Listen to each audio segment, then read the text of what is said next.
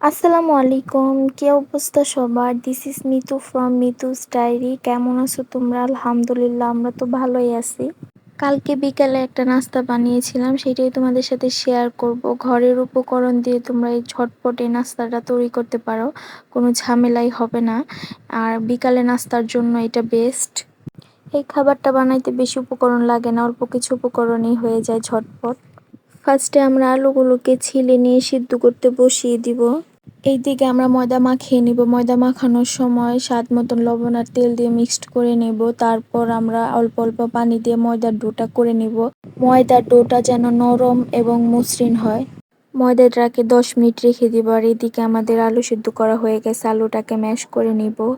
এখানে যাদের যতটুক ঝাল প্রয়োজন ততটুক ঝাল দিয়ে নেবেন। তো আমরা অনেক ঝাল খাই, এর জন্য আমরা শুকনো মরিচের গুঁড়ো দিয়েছি এবং শুকনো মরিচ ভেজে গুঁড়ো করে দিয়েছি, গোলমরিচের গুঁড়ো দিয়েছি, হলুদ দিয়েছি এবং এখানে আমি কর্নফ্লাওয়ার দিয়েছি।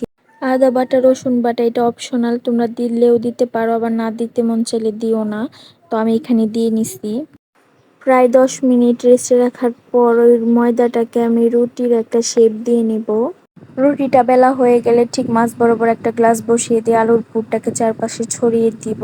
বেশি ভারী করা যাবে না, পাতলা একটা লেয়ার করতে হবে আলুর পুরটাকে। চারপাশে আলুর লেয়ারটা বসানোর পর আমি মাঝখানের গ্লাসটা উঠিয়ে নিব। এইবার এই রুটিটাকে 15 থেকে 16টা ভাগ করে কেটে নিব আর ওই মাছ বরাবর পানি লাগিয়ে দিব, যাতে ভাজার সময় এই সমোসাটা ভেঙে না যায়।